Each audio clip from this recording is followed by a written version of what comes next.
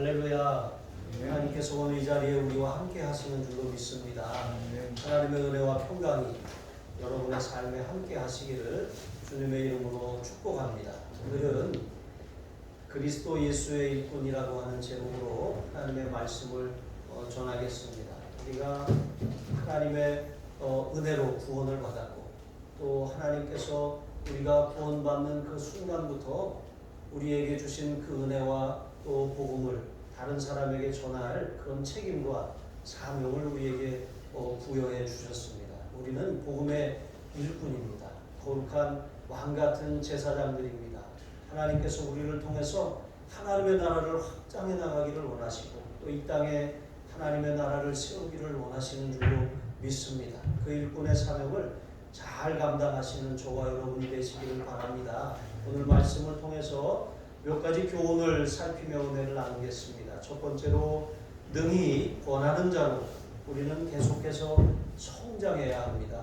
14절에 보시면 바울은 이제 로마 교회에 이제 이 성도들에게 편지를 보내면서 그들을 이제 칭찬하고 격려하는 거예요. 그냥 입에 말로 그냥 좋게 듣게 하기 위해서 하는 말이 아니라 실제로 그러한 소문과 그러한 소식이 오래전부터 바울의 귀에 들려왔기 때문에 바울은 이제 로마 교회를 향한 그런 칭찬의 말을 이제 기록한 것이죠. 그들에 대해서 정말 그들의 신앙 수준이 상당히 높고 또 성숙해 있다라고 하는 이제 그런 소문이 바울의 귀에 들려온 것이죠. 바울이 그들의 신앙이 성숙하고 아주 높은 수준에 이르렀다라고 하는 그 평가 기준이 있어요. 그것을 이 편지에 썼는데, 그것은 모든 스스로 선함과 모든 지식이 충만하다라고 하는 것이죠.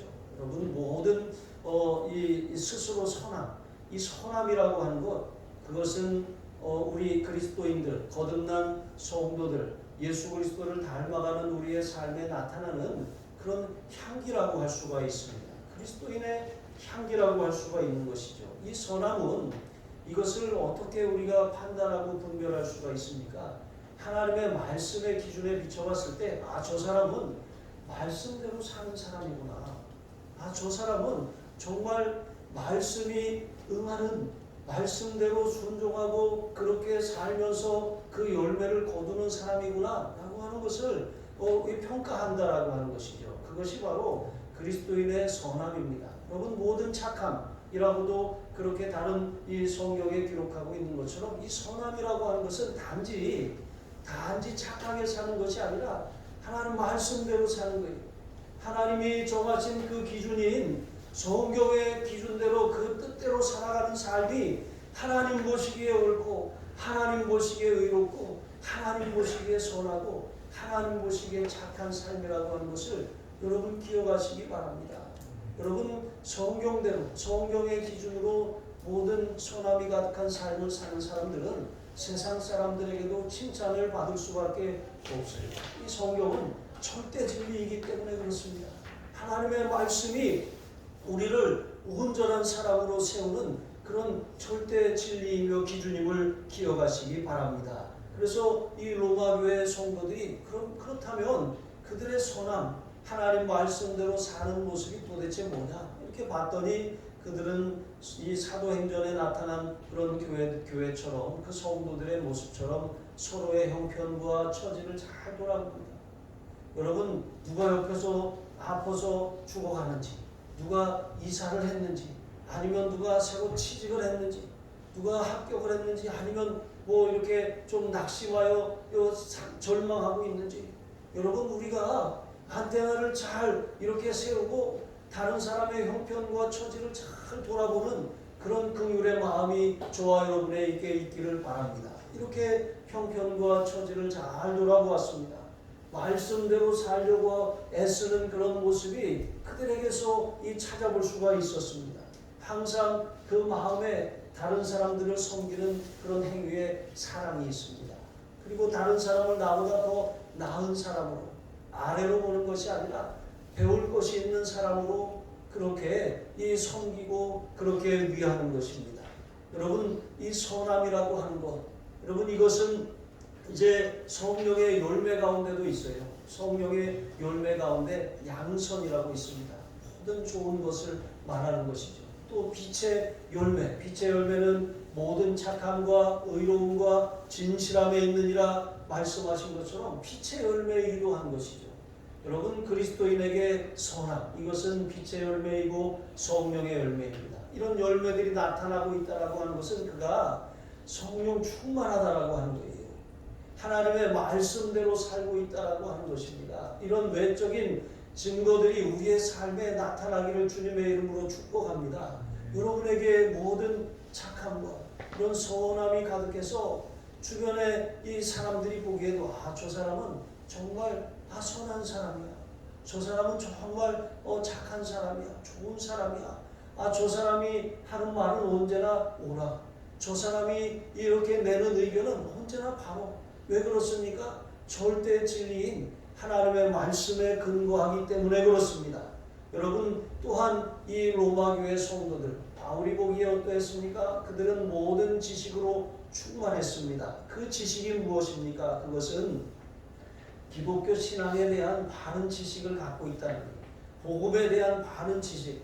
예수님이 하늘 보좌를 버리시고 이 땅에 낮고 천한 자의 모습으로 오셔서 나를 위해 십자가에서 죽으셨다가 부활하시고 승천하신 후에 하늘 보좌 우편에서 우리를 위해 중보하고 계시며 승천하실 때 우리에게 약속하신 그 성령을 우리에게 부어주셔서 누구든지 예수 그리스도를 영접하는 사람들에게 성령이 내주하시고 또 그 성령님을 의지하고 순종하며 성령님의 인도하심에 따라 살아가는 사람들에게 또 성령 충만을 위해서 기도하고 말씀을 사모하는 사람들에게 성령 충만함을, 성령의 기름을 부어주시는 그런 이 지식, 그런 은혜의 지식을 알고 있는 사람입니다.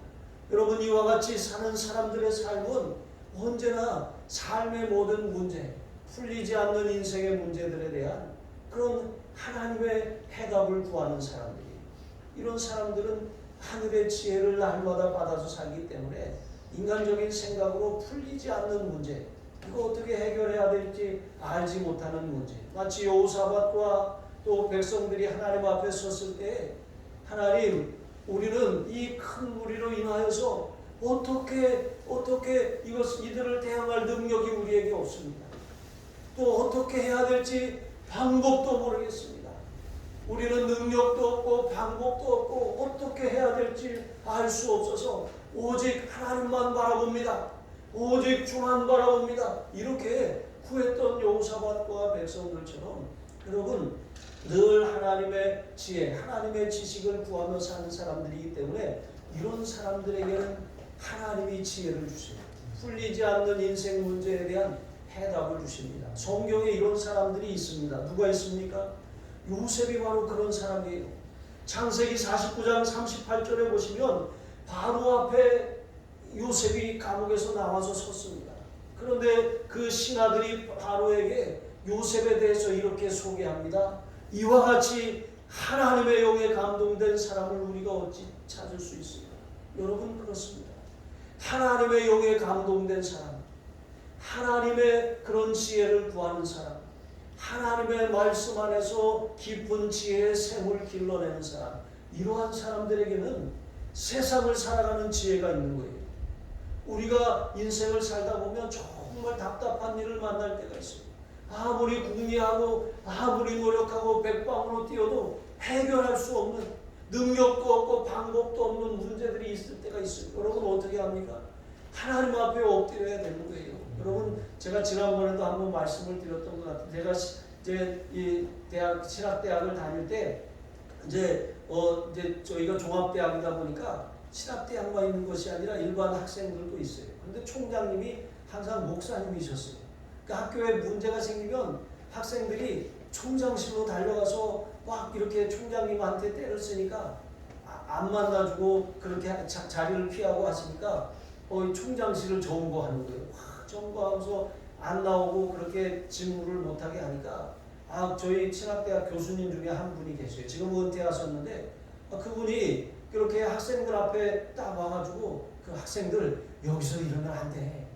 여기서 이러면 하나님이 기뻐하시지 않아. 그러면서 그분이 잠깐만 비켜봐 하면서 총장실로 들어가요. 잠깐만 나한테 시간을 줘. 그러면서 막 한참 있다가 또 나오세요. 그래서 뭐 하고 나오셨냐 보면 기도하고 나오신 거예요. 근데 그렇게 몇 번을 반복하다 보면 학생들 마음이 누그러져서 이렇게 다 돌아가고 이랬던 이제 그런 이 기억이 있습니다. 여러분, 사람의 그런 문제, 사람의 일은 이렇게 얽히고 설키고 이해관계가 달라서 꼬일 수밖에 없는 것입니다. 잘 풀어나가는 지혜가 방법이 여러분 우리에게 없을 때도 있는 것입니다. 그때 우리는 하나님의 지혜를 구하고 기도해야 돼요. 요셉이 바로 그와 같은 사람이었습니다. 또 여러분 다니엘은 어떤 사람이었습니까? 다니엘서 1장 77절에 보니까 하나님이 이 다니엘과 세 소년에게 학문을 주시고 서적을 깨닫게 하시고 지혜를 주셨대요. 이것을 보면 우리가 학생들이 나는 공부하는 머리가 없는 것 같아요. 여러분, 공부하는 머리가 없으면 하나님의 지혜를 구해야 돼요.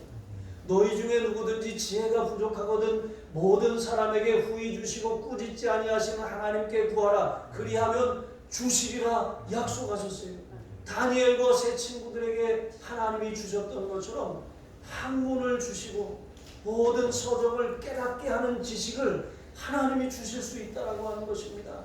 여러분, 그런 지식을 하나님이 우리 자녀들에게 주시기로 그렇게 약속하셨어요. 그 약속을 믿고 자녀들의 머리에 안수하시기 바랍니다. 새벽마다 기도하세요. 하나님, 우리 아들 우리 딸에게 이 세상의 학문을 깨닫는 지혜를 주시옵소서. 책을 읽으면 잠이 오는 것이 아니라 이 서적을 깨닫는 지식을 주시옵소서. 이렇게 구하시기를 바랍니다. 그리고 특별히 다니엘에게는 하나님이 모든 환상과 모든 그런 꿈을 깨달아 알게 하셨습니다. 여러분, 또 어떤 사람이 있습니까? 이사야가 하나님 앞에 이렇게 기도합니다. 이사야 50장 4절에 보시면 주 여호와께서 학자들의 혀를 내게 주사 나로 곤고한 자를 말로 어떻게 도와줄 줄을 알게 하시고 아침마다 깨우치시되 나의 귀를 깨우치사 학자들 같이 알아듣게 하시도다. 내가 깨달아야 내가 깨달은 진리를 다른 사람에게 알려줄 수가 있습니다. 하나님이 학자와 같이 깨닫는 지혜를 내게 주셔서 이제 곤고한 자들을 말로 어떻게 도와줄지 나에게 알게 하여 달라고 이사야가 그렇게 기도한 것입니다. 하나님께 쓰임받는 사람들은 이렇게 언제나 하나님의 지혜를 구하고 하나님의 지식을 구했던 사람들인 것입니다. 우리가 다른 사람들을 도와주려면 알아야 도와주는 거예요. 뭐 권면을 하려도 뭔가 하나님께 받은 것이 있어야 응답이 있어야 전하는 것이지 그냥 마음에서 나는 아무 생각을 갖다가 말하는 것, 여러분, 이것은 다른 사람을 세울 수가 없는 거예요. 우리가 우리 자신을 잘 살펴봐야 되는 것입니다. 우리가 정말 온전함이 있나? 우리에게는 선함이 있나? 아니면 지식이 있나? 여러분, 둘 다 모두 필요해야 온전한 사람인데 어떤 사람은 선함은 있어요. 그런데 지식이 없어요. 우리 딸은 착하기는 한데 공부머리가 없는 것 같아요. 또 어떤 사람은 이 모든 지식이 있는데 선함이 없어. 그 지식을 잘못 사용하는 거예요. 악하게 사용하는 것입니다. 여러분, 우리 자녀들에게 최고가 되라고 머리가 되라고 축복하고 가르쳐야 됩니다. 그런데 정말 중요한 것은 그 지식을 선하게 하나님의 영광을 위해서 세상의 유익을 위해 쓰라고 가르쳐야지, 그렇지 않으면 악한 일에 그 도구가 될 수가 있는 것입니다. 여러분, 우리가 다른 사람을 잘 권면하려면 이런 선함과 하나님을 아는 이런 지식이 골고루 갖추어져야 한다라고 하는 것입니다. 이런 사람이 권면할 수가 있는 거예요. 이런 능하게 깨닫는 그런 지혜가 로마 교회 성도들에게 있어서 서로 세워주고 격려하고 이렇게 배우려고 하고 도전을 줄 수가 있었던 것입니다. 15절에 보시면 바울은 자신이 이렇게 이방인의 사도가 된 것이 엄청난 하나님의 은혜라고 고백해요. 자신은 죄인 중에 괴수였습니다. 그리스도인들을 잡아가고 또 그렇게 잡아가려고 다메섹으로 가는 길에서 부활하신 예수님, 빛으로 임하신 예수님을 만나지 않았습니까? 그런데 예수님이 바울에게 뭐라고 하셨어요? 사울아, 내가 어찌하여 나를 비방하느냐? 여러분, 바울은 그리스도인들을 핍박했는데 예수님은 자신을 핍박하는 것이라고 말씀하셨어요. 바울은 그 자리에서 꼬꾸라졌습니다. 그는 정말 죄인 중에 괴수였다는 사실을 깨달은 것이죠. 그렇게 정말 죄인 중에 괴수가 구원받은 것도 은혜이고, 율법의 저주 아래서 아무리 힘쓰고 했어도 그것을 지킬래야 온전히 지킬 수 없는 그 이 안타깝고 곤고한 마음, 그 율법의 그런 저주, 사망의 권세 아래 놓여서 고통 가운데 있었던 자신을 구원해 주신 그 은혜를 생각하면 정말 감격하지 않을 수 없고 감사하지 않을 수가 없었던 것입니다. 그 뜨거운 그런 감정, 그 뜨거운 그런 심령이 그 안에 있었던 거예요. 왜 바울이 이런 말을 하는 것입니까? 처음에는 칭찬을 했잖아요. 우리가 좀 다른 사람에게 어떤 뭔가 조언을 하거나 뭔가 권면을 하거나 할 때 바울의 지혜를 배워야 돼요. 먼저 칭찬을 해서 이렇게 좀 분위기를 만들어 놓고 해야지, 기분도 안 좋은 데다가 거기다 갖다가 훅 던져버리면 감정이 확 상해버리잖아요. 지혜가 없는 것입니다. 바울이 너희는 모든 스스로 선함과 모든 지식이 충만하구나, 정말 서로를 잘 권면하는 아주 그런 성숙한 신앙인들이구나 라고 칭찬한 다음에 그러면서 이렇게 말하는 거예요. 그러나 나도 죄인 중에 괴수였고, 나도 은혜로 구원을 받았고, 나도 이렇게 내가 다 된 줄로 착각하지 않고 날마다 이렇게 은혜를 사모하며 처음 사랑을 기억하고 성장하고 있는 것처럼 너희에게 다시 복음을 들어야 할, 다시 은혜를 일깨워야 할, 다시 생각나게 하려고 너희에게 이 편지를 썼다라고 말하는 거예요. 그러니까 이 편지를 쓴 목적이 바로 여기에 있는 거예요. 너희로 하나님이 너희의 은혜로 주신 것들을 다시 생각나게 하기 위해서 썼다고 말하는 것입니다. 여러분, 우리는 복음을 날마다 들어야 돼요. 우리 교회 밴드에다가 제가 제일 이 상단에다가 올려놓고 있어요. 예수 그리스도, 우리가 그리스도인으로 살아가려면 어떻게 해야 되는지, 무엇을 붙들어야 되고, 또 우리의 신분이 무엇인지 그것을 말씀으로 이렇게 정리해서 올려놓은 게 있어요. 그러면 어떤 분들은 이걸 왜 날 보라고 올려놨나 이렇게 생각할 수 있습니다. 맞습니다. 우리 모두가 복음을 날마다 들어야 돼요. 우리는 날마다, 저는 그것을 올려놓고 제가 읽으려고 올려놓은 거예요. 계속해서 읽고 보려고. 우리가 복음을 날마다 듣지 않으면 우리의 신앙이 매너리즘에 빠져요. 처음 신앙이 사그라들고 마는 것입니다.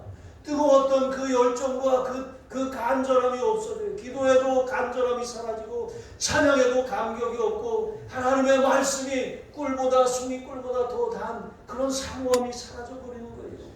여러분, 이런 상태로는 정말 우리가 성장할 수가 없다라고 하는 거예요. 우리는 계속해서 자라가야 합니다. 어디까지? 그리스도의 장성한 분량에 이르도록 끊임없이 배우고 끊임없이 성장해야 되는 것입니다. 성장을 멈추면 그때부터는 도태되는 거예요. 모든 일이 다 마찬가지입니다. 계속해서 말씀을 듣고 계속해서 기도하고 계속해서 뜨겁게 여러분 충만하게 살아가시는 저와 여러분이 되시기를 바랍니다. 그리고 두 번째로, 그리스도 예수의 일꾼은 오직 그리스도 예수만을 자랑하는 사람입니다.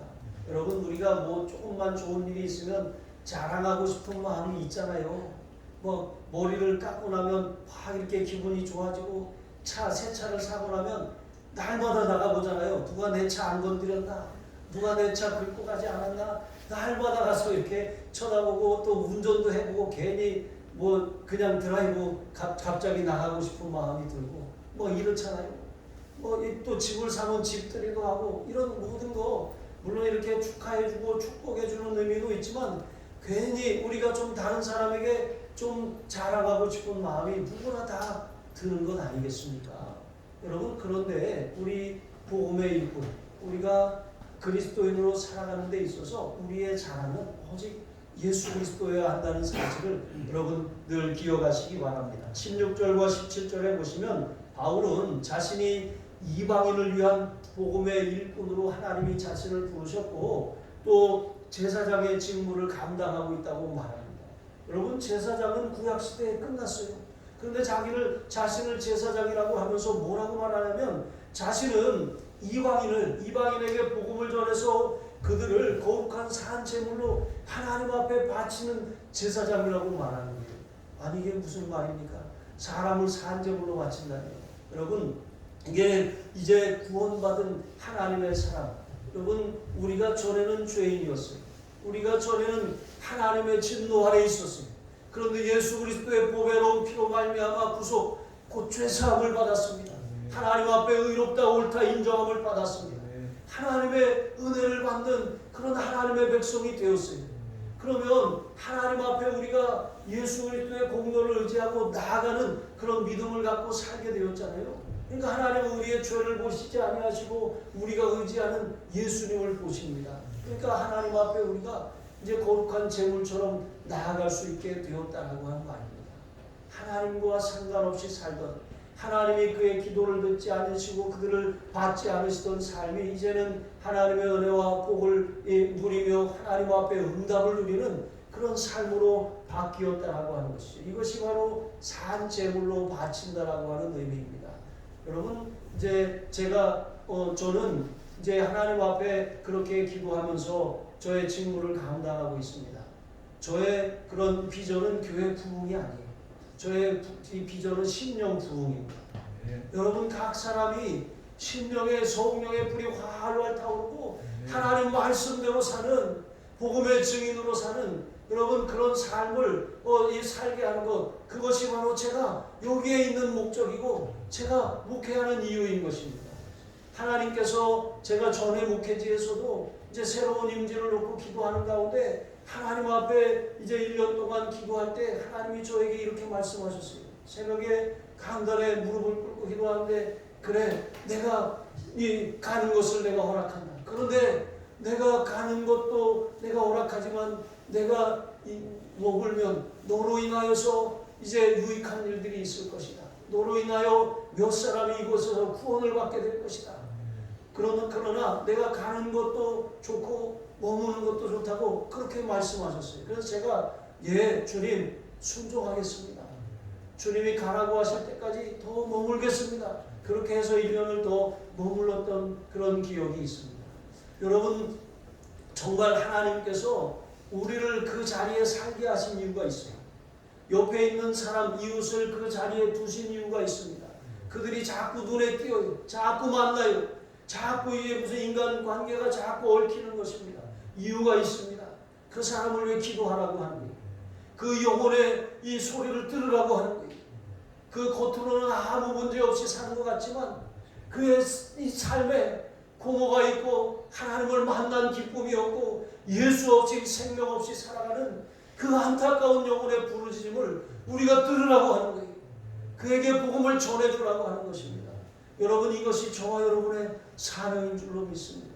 그런 사람을 보면 우리가 어떻게 그 사람을 전도하려면 나를 자랑하고 나를 뽐내면 그 사람이 뭐라고 하지? 아유 너나 잘 먹고 잘 살아라 이런 마음이 들지 않겠습니까? 그런데 우리가 예수님만 자랑하고 구원받은 나를 구원하신 은혜를 자랑하고 내게 베풀어 주신 그 구원의 감격을 자랑하면 저 사람이 뭔가 있나 보다. 저 사람에게 뭔가 그런 내가 채우지 못하던 그런 뭔가 이 샘물이 있나 보다. 이런 마음의 궁금증과 관심이 생기지 않겠습니까? 여러분 이렇게 우리는 예수님만을 자랑하는 사람입니다. 바울은 하나님이 나에게 이 직분을 맡기셨다고 말합니다. 나는 복음의 제사장이다.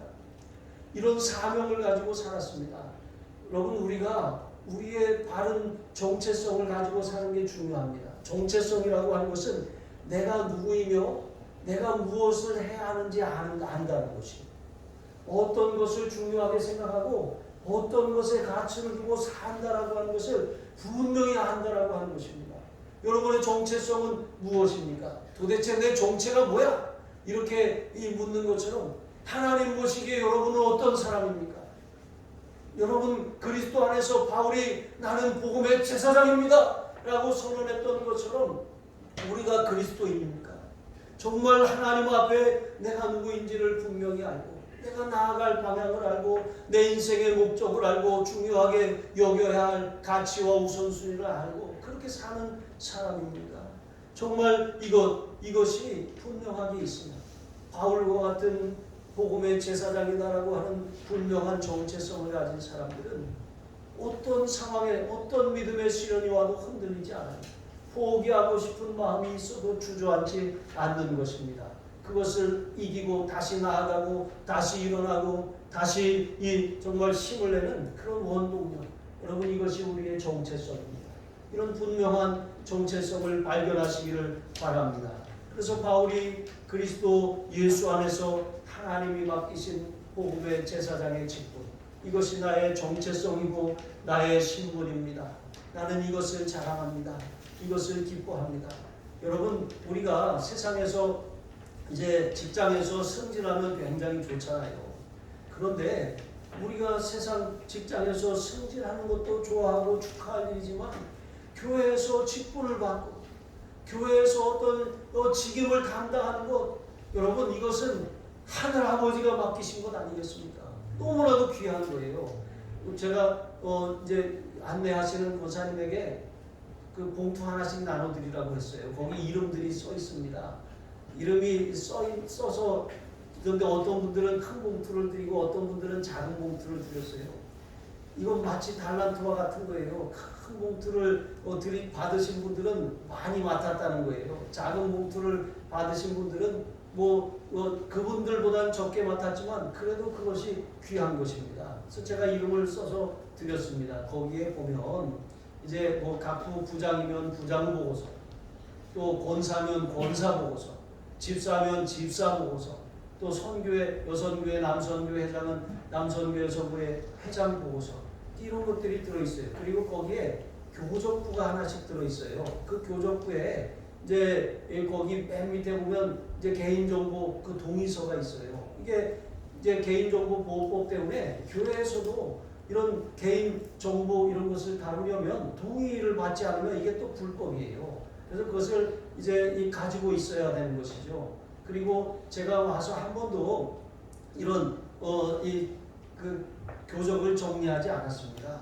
그래서 제가 나눠드리는 거예요. 그래서 이번 이제 마지막 주에 다회를 할 건데 그때까지 그걸 잘 성실하게 작성하셔서 이제 제출, 그 봉투에 그대로 넣어서 제출하시면 되겠습니다. 이거 드리는 숙제예요. 근데 제가 그것 가지고 왜 이거밖에 못했습니까? 이렇게 안 해요. 그냥 여러분이 하나님 앞에 한 해를 돌아보면서 내가 어떻게 기도 생활을 하고 어떻게 예배를 드리고 어떻게 헌신하고 봉사하고 충성했는지 그것을 점검해 보라고 하는 것입니다. 아무것도 한 게 없어요. 그럼 0이라고 쓰시면 돼요. 두 번을 했습니다. 그럼 2번이라고 쓰시면 돼요. 성경 한 번 읽었습니다. 한 번이라고 쓰시고 한 3분의 1밖에 못 읽었습니다. 3분의 1이라고 쓰셔요. 그거 가지고 무슨 성적을 매기는 것이 아닙니다. 하나님 앞에 우리 신앙을 점검하고 그리고 내년에 가서 우리가 그것을 비교해보고 내가 얼마나 성장했는지 보자라고 하는 것입니다. 이렇게 우리는 우리의 이 직분, 하나님이 맡기신 직임을 아주 잘함으로 여기고 잘 감당하면 하나님이 그 사람에게 하늘의 상급을 넘치도록 부어주실 줄로 믿습니다. 예수님만 자랑하시는, 또 하나님이 맡기신 거룩한 직임을 자랑하시는 저와 여러분이 되시기를 바랍니다. 자, 그리고 세 번째로 우리는 예수 그리스도의 일꾼이라고 하는 것. 그 일꾼이라고 하는 사람들은 내 힘이 아니라 하나님의 힘으로 맡겨진 일을 감당하는 사람입니다. 하나님이 우리에게 어떤 일을 맡기실 때 우리가 감당할 만한 만큼 그냥 우리가 어떻게 있는 것 상황에서 어떻게 이렇게 해서 적당히 할 만큼만 맡기지 않으세요. 하나님은 지금은 겉으로 보기에는 별거 아니네 이러지만 막상 맡아보면 이거 내가 괜히 맡아가지고 이 엄청난 그런 부담과 스트레스와 그런 짐이 있는 것이 하나님이 맡기신 직임이고 직분입니다. 하나님은 왜 그렇게 그런 직분을 우리에게 맡기시는 것이죠? 왜 감당할 수 없는 일을 우리에게 맡기셔서 왜 이렇게 힘들게 하십니까? 여러분, 기도하라고 하시는 거예요. 내 힘으로 감당하지 말고 하나님의 힘으로 감당하는 법을 배우라고 하는 것입니다. 작은 일을 맡겼을 때 내 힘이 아니라 하나님의 힘으로 감당하는 사람에게 하나님은 더 큰 힘을 맡겨주시는 것입니다. 우리는 하나님의 공급하시는 힘을 날마다 구해야 돼요. 작은 것 하나라도 내가 할 수 있는 일이야, 이 정도쯤이야 라고 하는 생각은 교만입니다. 여러분, 그 생각을 하는 순간 넘어질 수밖에 없어요. 그러나 우리는 하나님, 나는 부족합니다. 우리가 직무를 수행하기 전에 먼저 우리 자신을 깨끗하게 해야 되지 않겠습니까? 성전에 먼저 와서 하나님, 저는 죄인입니다. 저를 불쌍히 여겨주시옵소서. 이 직임을 맡아 감당하는데 저는 자격이 없고 저는 하문에 세울 것도 없지만 오직 예수 그리스도의 십자가의 공로만을 바라봅니다. 그 은혜만을 힘입어 성령이 공급하시는 능력으로 이 자리에 서겠습니다. 감당하겠습니다. 여러분, 이런 믿음의 고백이 우리에게 필요하다라고 하는 것입니다. 여러분, 성령님은 이제 많은 분들이 그렇게 얘기합니다. 우리가 마음대로 부릴 수 있는 도구가 아니에요. 우리가 막 달래 무슨 저기 우상 이 숭배 무당들처럼 귀신을 달래듯이 그렇게 달래는 분이 아닙니다. 성령님은 인격자이십니다. 성령님은 우리가 존중하고 순종하고 환영하고 모셔드리고 인도함에 절대 복종할 때 성령님이 역사하시고 성령님이 우리의 도구가 되시는 것이 아니라 우리가 성령님께 우리 자신을 맡기고 도구가 되기를 그렇게 헌신할 때 성령님의 능력을 우리에게 부어주셔서 맡겨진 일을 감당하게 하시는 거예요. 삼손의 손에 들려진 낙이 턱뼈가 능력이 아닙니다. 그 작은 손의 능력이 있는 것 아니겠습니까? 모세의 손에 들려진 지팡이가 능력이 아닙니다. 지팡이를 잡은 손의 능력입니다. 여러분, 지팡이를 잡은 손, 모세가 하늘 높이 들었을 때 하나님이 하늘의 능력으로 바다를 가르게 하시고 육지같이 건너게 하시지 않았습니까? 여러분, 손을 든다라고 하는 것은 하나님의 은혜를 구하는 거예요. 하나님의 능력을 구하는 것입니다. 모든 그런 감당할 힘도 하나님이 주시고 결과와 모든 영광도 하나님이 받으신다라고 하는 것, 하나님을 높여드리는 것이 바로 손을 드는 것입니다. 여러분, 우리는 우리의 힘으로 작은 것 하나라도 감당할 수가 없어요. 늘 해오던 일, 늘 그렇게 반복되는 그런 섬김과 봉사라고 할지라도 기도하는 마음으로 해야 됩니다. 성령으로 봉사해야 되는 것입니다. 빌립보서 3장 3절에 보시면 하나님의 성령으로 봉사하고 그리스도 예수로 자랑하고 육체를 신뢰하지 아니하는 우리가 곧 할례파라라고 말했습니다. 여러분, 우리는 자랑할 것이 없습니다. 아무리 능력이 많고 아무리 재능이 뛰어나고 아무리 내가 제일 잘났어라고 하는 사람들도 하나님의 은혜가 아니면 실수하게 돼 있어요. 성령의 능력이 아니면 뭔가 이렇게 문제가 생기게 되어 있습니다. 늘 해오던 일도 갑자기 안 되는 거예요. 되던 영상이 갑자기 안 나오고, 되던 마이크가 갑자기 멈추고, 되던 목소리가 갑자기 멈춰버리는 거예요. 제가 며칠 전에 갑자기 아침에 일어났는데 목이 편도가 이렇게 딱 붙어가지고 말이 안 나오더라고요. 그래서 목을 너무 막 썼구나. 이게 좀 노래방을 간 것도 아닌데 목을 너무 함부로 썼구나. 그래서 제가 이렇게 좀 목을 쉬었습니다. 이제 정말 그래서 그렇게 하나님 앞에 기도했어요. 하나님, 이 목도 주님의 것입니다. 제 것이 아닌데 제가 마음대로 함부로 쓰지 않게 해주시옵소서 기도했습니다. 여러분, 우리가 작은 것 하나라도 하나님이 허락하시지 않으면 감당할 수 없어요. 하나님의 은혜를 주셔야 감당하는 것입니다. 하나님이 능력을 부어주셔야 열매가 있어요. 변화가 나타나고 뭔가 보람이 있고 상급이 있는 것입니다. 그러나 내 힘 가지고 아주 힘쓰고 애쓰고 짠해서 하면 나만 지쳐요. 그럼 나중에 가서 이제 연말에 가면 이제 이런 말들이 많아요. 못해요. 그만할게요. 또 더 심한 말은 교회를 떠날게요.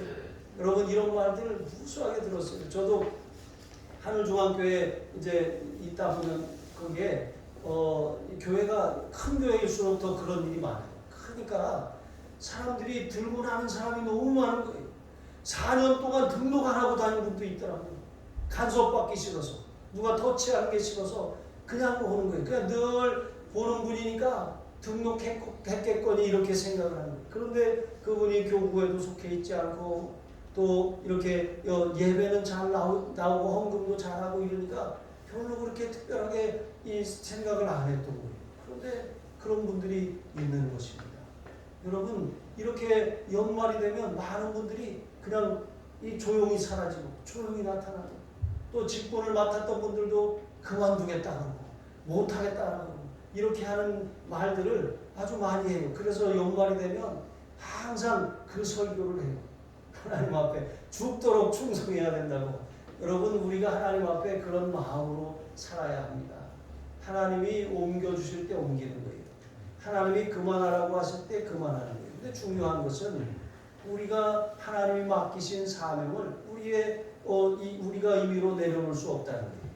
하나님이 내려놓게 하셔야 내려놓는 것입니다. 하나님이 바꿔주셔야 바꾸는 것이죠. 그런 마음으로 우리가 살아가야 할 줄로 믿습니다. 여러분, 바울은 3차에 걸쳐서 이제 또 로마 합송되어서 복음을 전한 것까지 합치면 4차에 걸쳐서 복음을 전했습니다. 그가 이 14년 동안 복음을 편만하게 전했다고 했습니다. 충분히 구석구석 다 전했다라고 하는 것입니다. 갈라디아를 시작으로 마게도냐, 아가야, 헬라, 그리고 아시아, 마지막에는 죄수의 몸으로 로마로 압송되었고, 또 그가 로마에 가택연금된 상태에서 서바나, 스페인으로 가서 땅끝에 가서 복음을 전했다라고 하는 그런 기록들도 남아 있습니다. 어쨌든 그는 갇혀있던 자유의 몸이든 그가 허락하는 한, 그가 죽는 그날까지 그에게 맡겨주신 복음의 제사장의 직분, 그 일꾼으로서의 사명을 끝까지 잘 감당할 수 있었습니다. 여러분, 맡기신 직임을 끝까지 잘 감당하시되 내 힘으로 하지 말고, 내 힘으로 하면 중간에 포기하고 싶어져요. 내려놓고 싶어져요. 내 힘으로 하려고 했구나, 포기하고 싶고 힘들어서 못 해먹겠다 이런 마음이 올라오면 내가 또 내 힘으로 했구나, 힘을 빼야 되는구나 이렇게 생각하고 하나님 앞에 엎드리시는 저와 여러분이 되시기를 바랍니다. 기도하시겠습니다. 하나님 아버지, 모든 선함과 충만한 지식을 우리에게 도와여 주시옵소서. 온전한 사람을 이루어 우리가 서로를 잘 권면하고 섬기게 하여 주시옵소서. 오직 예수 그리스도만을 자랑하게 하시고 우리의 정체성, 우리의 신분, 복음의 제사장이라고 하는 이 거룩한 직임을 바울처럼 잘 감당하고 오직 예수님만 자랑하게 하여 주시옵소서. 내 힘이 아니라 하나님이 공급하시는 힘, 성령의 능력으로 잘 감당함으로 잘하였도다 착하고 충성된 종아, 내가 작은 일에 충성하였음에 많은 것으로 내게 맡기리니 내 주인의 즐거움에 참여할지어다 말씀하시는 하나님의 칭찬받는 성도가 되게 하여 주옵소서. 감사하며 축복하며 예수님의 이름으로 기도합니다. 아멘.